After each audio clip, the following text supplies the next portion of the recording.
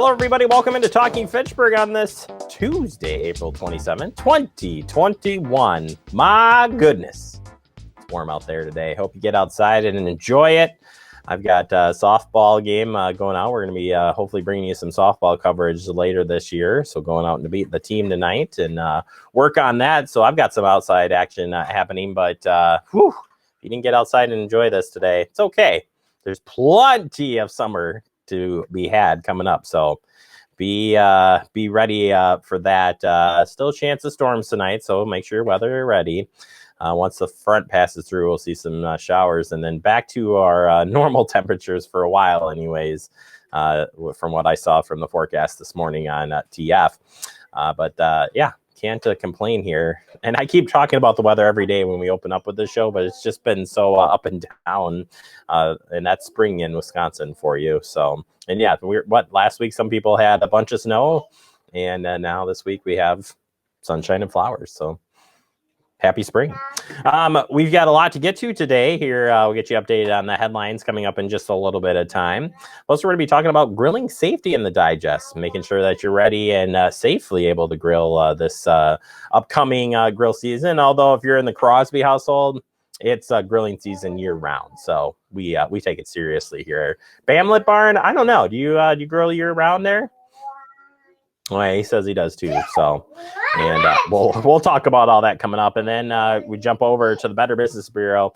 Tiffany is here. We'll be talking about Amazon scams. That's all coming up here on Talking Fitchburg today. Let's get right into the headlines, and we start with the Fitchburg Public Library. Ta-da! It's opening. Listen to my son. He says, "Ta-da! It's ready." Fitchburg Public Library is pleased to announce that it will be opening for express services on Mondays, Wednesdays, and Fridays, beginning Friday, May 7th, 2021. We will continue curbside services on Tuesdays, Thursdays, and Saturdays. With the change in service, we have some new guidelines for patrons coming into the library. Please read all of the guidelines and our COVID-19 policy before you visit, and observe our new posted signs throughout the buildings when you do come in. So as far as health and safety guidelines go, for health and safety of all patrons and staff, all visitors are required to adhere to the following guidelines. Face masks are required. Limit your visit to 60 minutes or less. Maintain at a 6-foot distance around others. And make sure, again, you're following all the guidelines as part of Dane County in the state and the CDC. Library hours. Mondays, you got in-person from 9 a.m. to 8 p.m. Tuesdays, curbside, 9 a.m. to 8 p.m. Wednesdays, in-person, 9 a.m. to 8 p.m. Thursdays, 9 a.m. to 8 p.m. for curbside. Fridays, in-person is from 10 a.m. to 6 p.m. Saturdays, it's 10 a.m. to 5 p.m. for curbside. And Sundays will be closed. In service, our in-library services holds for pickup from the open hold shelf, browsing for collection, computer use and printing, reference assistance, reader's advisory, technology help, and Wi-Fi access. Those are all things that are part of the library services. Please know, though, all return materials must be placed in the drop box. Return materials will not be accepted at any service point in the building. Return materials will be quarantined for a period of time before being checked back in. Touchscreens and toys have been removed from the children's library to maintain a clean and sanitary environment for patrons. Library will not have print newspapers available. The following rooms in the building will be closed as well until further notice. That's a meeting room, conference room, all study rooms, quiet reading room, Fitchburg room, storytime room. Public computers and Wi-Fi computer sessions have been adjusted to 1 hour per day. Staff will not be extending computer sessions. Express Wi-Fi stations are designated around the library for individual use and have a limit of 1 hour per day. Material donations will be limited to 20 items at a time. Donations can be placed in the designated bin. Donations will not be accepted at any service point within the building. So a lot of information there. You can head to the website, fitchburgwi.gov, go to the Fitchburg Public Libraries page, and you can see the rest of, or read through all of those orders. All right, Fitchburg Senior Center has their guide for reopening safely with the emergency order number 15. To sum it up, Nothing has really changed. This order went into effect on April 7th. While it has loosened some of the restrictions for outdoor activities, no mask necessary if maintain 6-foot distancing. Indoor regulations remain the same. You must wear a mask and maintain 6-foot distancing. Our staff are not allowed to ask for proof of vaccination. This personal choice cannot be a requirement for participate in a senior center activities. Therefore, we cannot guarantee that all who come to the center will be vaccinated. It will also be a personal choice of when you feel comfortable returning to the Fitchburg Senior Center. Here are some steps that they are taking to safely make the open in May go well. Doors will be open from 8 a.m. to 4 p.m. If you need to meet with staff, appointments are strongly encouraged. For programs offered during the month of May, advanced registration will be required. Rooms will be pre-arranged to allow for 6-foot distancing. Chairs, tables should not be moved. Select number of programs will be offered in person and on Zoom. You can check the website. That's Fitchburg or www.fscprograms.com, or give us a call at 270-4290. For the latest updates. Building will be sanitized each morning and surfaces will be resanitized throughout the day. As far as that in-person programming goes at the Senior Center, we got a list of some of those here. And of course, you can go to the website, as mentioned before, or give a call. But you've got aerobics Monday, Wednesday, Fridays, boot camp with Melissa, 10 a.m. on May 4th, Tai Chi Thursdays at 9 a.m. with a $2 donation. That's May 6th through the 27th. The men's group will meet on May 13th at 2 p.m. Massage with Greg in June. Call 270-4290 to set up that appointment. Caregiver support group will meet May 13th at 10 a.m. Foot care, call for the dates and times. And outdoor walking group, there'll be a survey coming out, which you can go to, again, the program's website, fscprograms.com. All right, Verona Area High School Night of Hope Committee is hosting an event coming up here. I wanted to throw this out there. If you love Culvers as much as the next person, you can stop out for this. Please join the Verona Area High School Night of Hope Committee for the April restaurant fundraiser on Wednesday, April 28th at Culvers at Verona from 5 to 8 p.m. The Verona Area High School NOH committee members will be there to serve you. Yeah, it's going to be a lot of fun, and all the proceeds benefit the UW. Is that the McAdle Cancer Research Laboratory? Does that sound correct? I believe it is. You can, again, go to the Culvers there in Verona on April 28th, tomorrow night. It'll be a lot of fun. All right, finally, on the headlines, we had a little chance to talk about this in the update, but I want to make sure we had a chance to go through this a little bit more. And this is about thinking twice before you share your senior photo on Facebook. So here's the information we've got from the Better Business Bureau. It's saying here, it seems harmless and fun, but a bunch of friends on Facebook or other social media are sharing your senior portrait, including the high school name and graduation year. Supposed to be graduating the class of 2021, right? So there you go. But this is what they're saying. Watch out. Scammers or hackers who surf through the social media sites will see these class of 2021 posts and will now have the name of your high school and graduation year, which are common online security questions. Also takes the internet internet search to reveal more information about you, such as family members, reveal your name, birth date, or even where you live. So you got to think twice before doing this. So what do we got for some tips here? And it says here, well, you got to be cautious, right? Caution everyone to be aware of what they are sharing. Even if you think it's just going to your friends, it could be going somewhere else. Other recent viral viral personal list posts include all of the cars you have owned, including the make, model, year, your favorite athletes, and the top 10 favorite television shows. What most people forget is that some of these favorite things are, again, common used passwords or security questions. So if your social media privacy settings aren't high, you could be giving vulnerable information away for anyone to use. Yeah, see these, it doesn't seem like something, but you just can't do it. Resist the temptation to play along. While it is fun to see other posts, it's uncomfortable. If you are uncomfortable with participating, it's best just not to do it at all. Review your security settings. Check your security settings on all social media platforms and see what you are sharing and whom you are sharing with. If you want more information on this or privacy concerns online, there's a whole slew of things at the Better Business Bureau's website.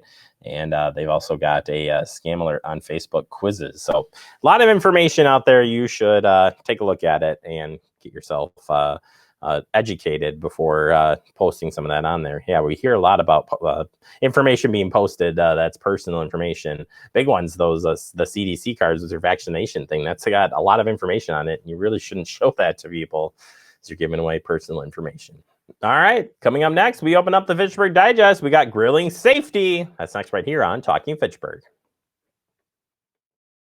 We're all just trying to keep things running for those who rely on us. Ready? That's why we don't have time to be sick with the flu. And especially this year, no one has time to get sick. Get a flu shot for yourself and those around you too. Gaining weight was easy. All I had to do was sit down and eat. Losing weight's a lot harder. I have to work at it every day. But with every step, I lower my risk for type 2 diabetes and heart disease. And that makes every step, every choice, every day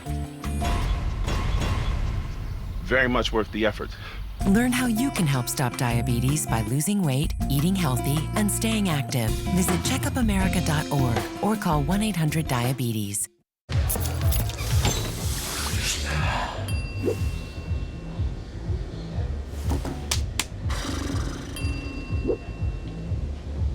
If you need to do something to feel okay to drive, you're not okay to drive.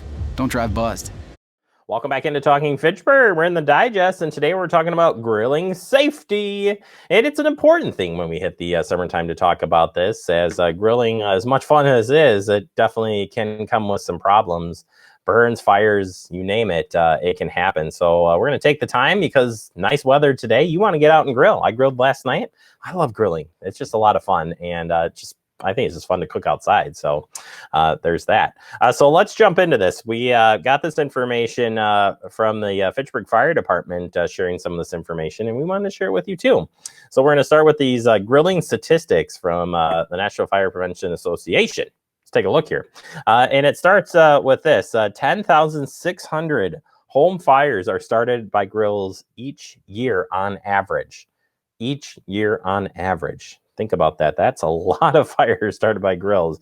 July is the peak month for grill fires, followed by June, May, and August. I said this yesterday, but I think you would think May in Wisconsin would be really high because people are getting going with the grilling season. But understand why the peak is July. 19,700 patients went to the ER per year because of injuries involved with grills, including 9,500 thermal burns. Those are some pretty significant burns. So you got to be careful.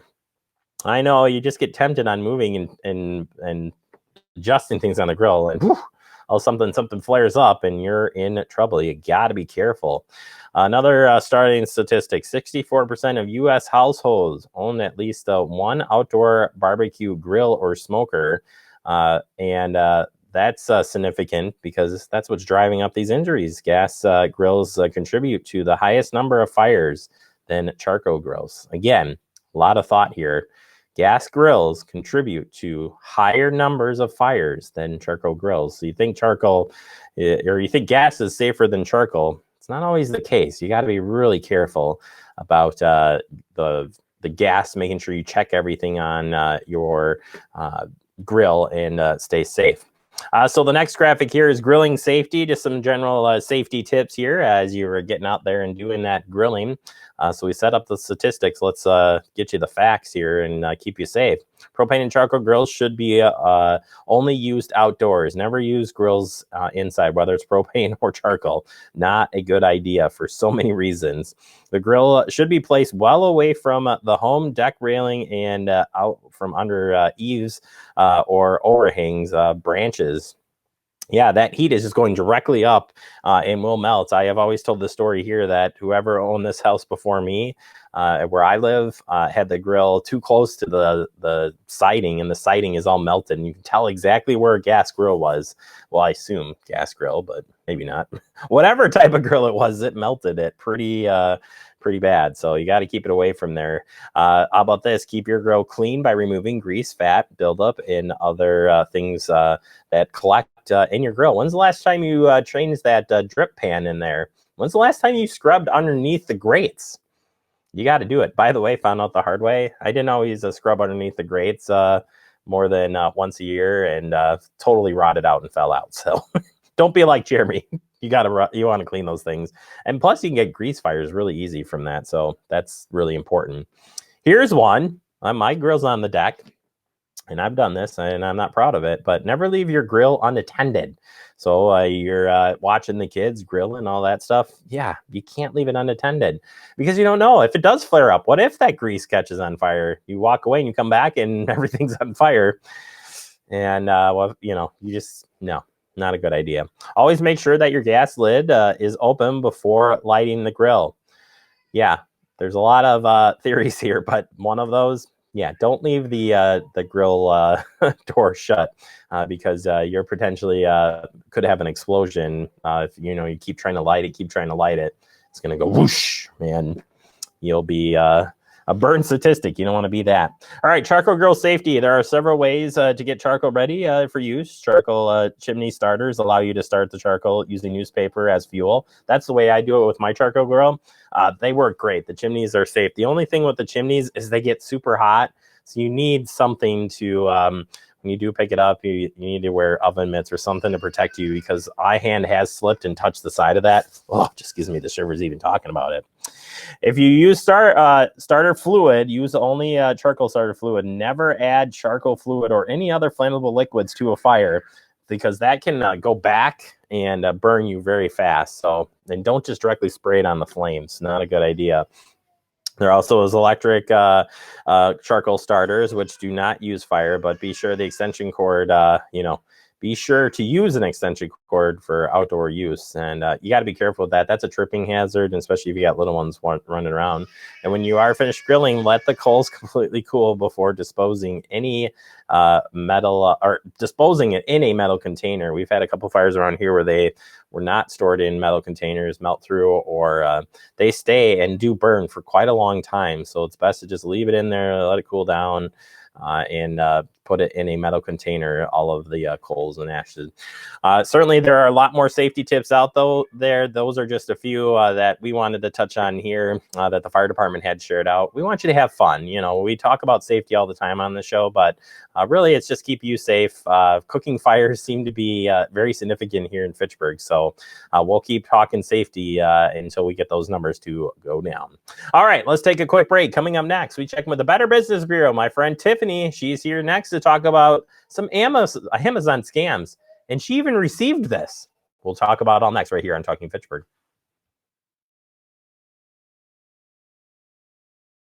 You could be spreading the coronavirus without realizing you have it. So follow guidance from authorities where you live and do your part. It's important to limit in-person interaction with anyone outside of your immediate household, but phone and video chat are safe ways to connect. It's also important to limit any social gathering. This advice applies to people of any age, including teens and younger adults. Visit coronavirus.gov for the latest information.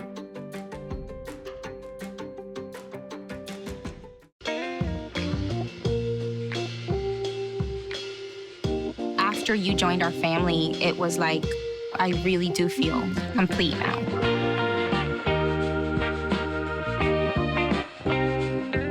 Our hearts are made stronger by how we treat others. Put her there.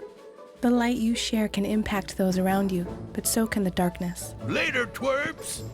Did Pete saying mean things bother you? So when you reach out to another person, take a moment to consider how they will feel and let your heart be the key to making a difference.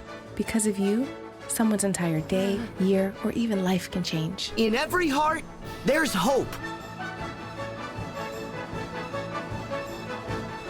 We're all just trying to keep things running for those who rely on us. Ready!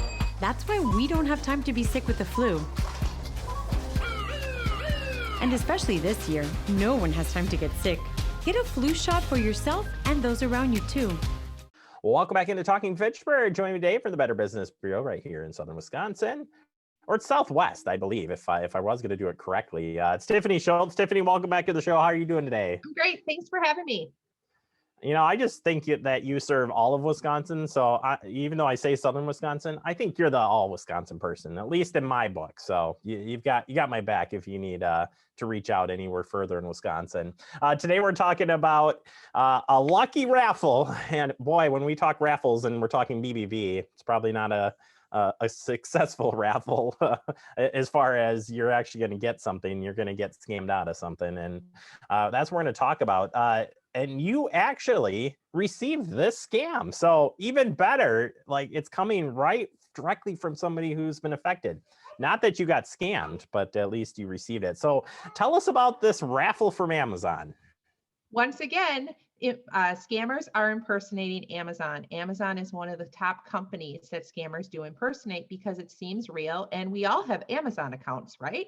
So basically what happens is you get an unsolicited text message from Amazon saying, I'm going to read this to you. Congratulations, John M. Now, this one came to me. My name's not John, and my last name does not start with an M. Although my husband's name is John, it's not spelled J-O-H-N, it's spelled J-O-N, and he has the same last name I do. So right there, we can see it's a scam. You came in second in March's Amazon EarPods raffle. Click this link to set shipment. So basically, I won some AirPods from them. Great, right? But what this really wants you to do is click that link for more information, more personal information about you, for the scammer to take that and scam you down the road. So if you do receive a text message like this, just go ahead and delete it. You did not win a raffle from Amazon. Well, way to wreck my day, Tiffany. What if I did win something? Darn it! So a couple of things here. And these are things that are common in a lot of scams. The name is spelled wrong. The name doesn't even match. It came to you unsolicited, and finally, that it's this incentive of it's free, so we got to do it now. Tell us some things that relate to that, but of making sure that you don't make the mistake on these common things that come out of these scams. The first thing that you have to do is think about if you opted in to receive text messages from a specific company. Companies are not allowed to send you text messages if you have not opted in. So if you haven't opted in, most likely it is a scam. Keep that in mind. Second place, like you had mentioned, know the classic signs of a text scam. So this one promises a reward. It asks you to click on a link. We don't know what it's asking for other than personal information. But if you do click on that link, it could possibly download malware or spyware to your phone or device as well. So, and then again, the name isn't even correct. It's from a known brand that tends to be impersonated, and I won something. I didn't even sign up for something to win. So definitely a scam going on here. I'm suspecting that you folks track on BBB different types of scams that come out there for people who are just maybe are seeing this interview for the first time and know, we talk about this stuff all the time, but for scams like this or other things out there, does Amazon put out, and I know the answer to this question, and I know the answer for the BB side, but Amazon puts out certainly some information on the scams. What does BBB put out there as far as information to alert folks of these types of any scam really, but specifically when these things come up? We have a great tool that's out there called bbb.org/scam tracker. You can report these scams. You can also look to see what's going on out there on your own. So if you would get something like this, go to bbb.org/scam tracker. In the keyword function, you can type in Amazon or text scam, and you can see if other people have received something similar. Another thing that we do is we monitor this scam tracker tool, and we work with hosts of shows like you and other media outlets. We write newsletters. We get the information out to the media so that we can make you aware of what's going on in the marketplace to help keep you safe. Yeah, I think that's important for people to know that we don't just talk about these topics just because we're looking for topics to talk about. A lot of the time when Tiffany comes on the show, it's specific, and I'm not glad that you got this text, but I'm glad that you're able to share this and we can talk about these things importantly. All right, so a few other things that to note here. A think before you click type of thing is so important, but how we got to get ourselves to think that way. we're so click happy that, that's what we know. Click on the link. Somebody is looking Right. for information, but we need to step back and think about why we're clicking, because one accidental click could download malware or spyware to your computer, or you can accidentally give some personal information to what turns out to be a scammer. So again, think before you click. Super important, because these links aren't links to nowhere. In a lot of cases, these links are designed to get something from you. And another one that we're seeing, we hear it with the phone scams a lot, is if you don't want to receive this message anymore, you can opt out by pressing so-and-so.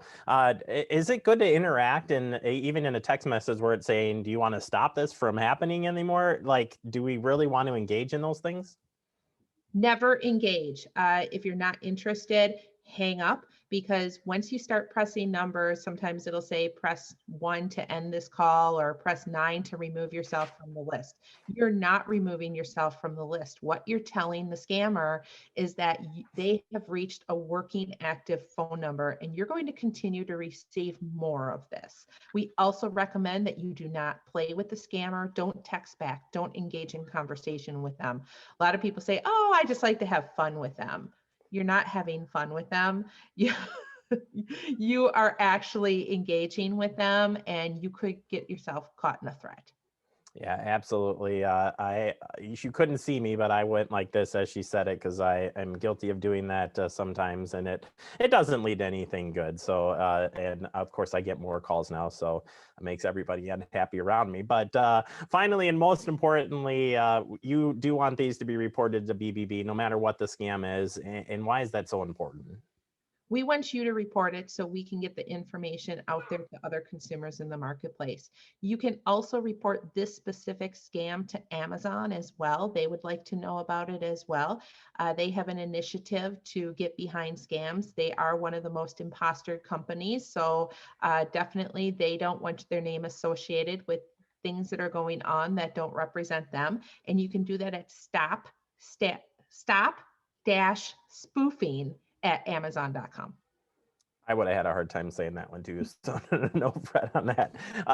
Tiffany, thank you so much for all the information today and sharing your personal story as well about receiving this tech stuff. People do want to learn any more information about BBB, the scam tracker, or reporting these things. Where can they go? Bbb.org, one-stop resource for you. Please go ahead and use it, and everything on there is free. Tiffany, thank you so much for always taking the time. Great topics again this month, and we look forward to checking in with you as it gets warmer here in Wisconsin. Thank you so much. Thanks for having me. You bet. Check it out if you haven't gone, bbb.org. Like I said, I like that. It was a one-stop shop for all. Maybe that's going to be a new tagline for them or something. I don't know. All right, we'll take a quick break. More to come. You're watching Talking Fitchburg.